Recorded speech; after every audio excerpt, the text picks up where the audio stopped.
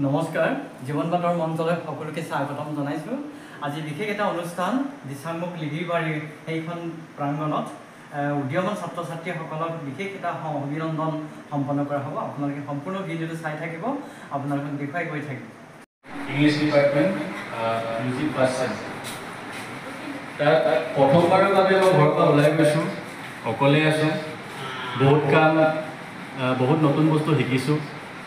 যেনেকৈ আগতে মায়ে খাবলৈ দিয়ে তাৰপিছত প্লেটটো তাতে থৈ আহোঁ, একো কাম তেনেকৈ কৰিবলগীয়া নহয়। কিন্তু তাত নিজে লৈ খাব লাগে, নিজে থাল পাতি ধুব লাগে, নিজে কাপোৰ ধুব লাগে। মানুহ বহুত চাই চিতি কথা পাতিবলগীয়া হয়, কোনোবা কিবা ক'লে বেয়া পাই যায় নেকি। গুৱাহাটীৰ মানুহবোৰো মুখেৰে বহুত হাঁহি মেলি ধুনীয়াকৈ ৰহণ লগাই কথা ক'ব জানে। তেনেকৈ আমি বহুত চিধা চিধিকৈ কথাবোৰ কওঁ। তেনেকৈ চলিবলৈ ষ্টাৰ্টিঙত অলপমান প্ৰব্লেম এটা হয়, কিন্তু লাহে লাহে পৰিস্থিতিৰ লগত মিলি গৈছোঁ। কটনত বহুত বস্তু শিকিছোঁ। সকলোৱে জানে কটনৰ এনভাইৰনমেণ্টৰ অলপমান পলিটিকেল অলপ বেলেগ। তাত গৈ পাই মানুহে ইমানেই মিঠা মিঠাকৈ কথাবোৰ কয় যে তালৈ মাতি দিয়ে, তালৈ যাবলগীয়া হয়। ভাইটি ইয়ালৈ আহা, তালৈ ব'লা, ইয়ালৈ ব'লা বুলি কওঁতে ক্লাছ দুদিনমান ক্ষতি হৈ গ'ল।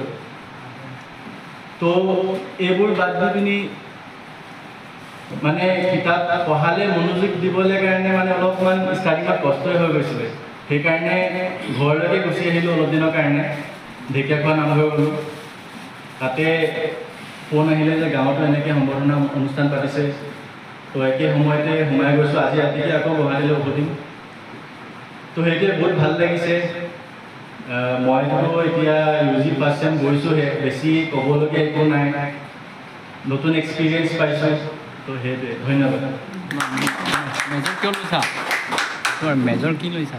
মেজৰ কোন? ইংলিছ। ইংৰাজী ন? Thank you. শেখৰজ্যোতি পাটুকে আজিৰ পৰিৱেশ কেনেকুৱা বা ঘৰৰ পৰিৱেশ কেনেকুৱা? পৰিৱেশ খুব ধুনীয়া। আজি অভিনন্দন পত্ৰখন পঢ়িবৰ বাবে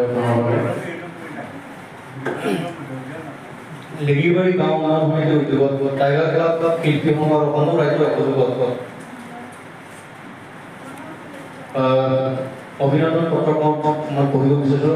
প্ৰতি শিক্ষিকাই লিগিৰিবাৰী দিচাংমুখ সেই আলোক সন্ধানী সৰ্বপ্ৰথমে আমি লিগিৰিবাৰী গাঁওবাসীৰ হৈ আন্তৰিক অভিনন্দন জ্ঞাপন কৰিছোঁ। গত 2024 বৰ্ষৰ উচ্চ মাধ্যমিক চূড়ান্ত পৰীক্ষাত ষ্টাৰ্টআপ সহ 4খন নেতাৰ লৈ প্ৰথম বিভাগত শিক্ষাৰ্থীৰে উত্তীৰ্ণ হৈ নিজৰ পিতৃ মাতৃৰ লগতে দিচাংমুখ অঞ্চলৰ লিগিৰিবাৰী গাঁৱলৈ সুনাম কঢ়িয়াই অনাৰ বাবে আমি গৌৰৱ অনুভৱ কৰিছোঁ। মানুহৰ জীৱনৰ সফলতা আৰু সম্পূৰ্ণতাৰ সুন্দৰ ক্ষেত্ৰখন সদায় নিজেই তৈয়াৰ কৰি ল'ব লাগিব। তাৰ বাবে আটাইতকৈ প্ৰয়োজনীয় উপাদানটিয়ে হ'ল শৈক্ষিক উৎকৰ্ষ। বৰ্তমানৰ প্ৰতিযোগিতামূলক পৃথিৱীত নিজকে সকলোৰে মাজত উজ্জ্বল ৰূপত প্ৰতিষ্ঠিত কৰিবলৈ আপোনাক লাগিব কঠোৰ সাধনা, অধ্যয়ন, ধৈৰ্য, একাগ্ৰতা আৰু সুশৃংখল পৰিকল্পনা। এনে প্ৰতিভাৰ সাক্ষ্য হিচাপে আপুনি যি কৃতিত্ব অৰ্জন কৰিলে সি যেন সদায় মনুষ্যসকলৰ বাবে প্ৰেৰণা আৰু আদৰ্শৰ উৎস হৈ ৰ'ব। শেষত আপোনাৰ উজ্জ্বল ভৱিষ্যত কামনাৰে ভগৱানৰ ওচৰত প্ৰাৰ্থনা জনাইছোঁ। ধন্যবাদ।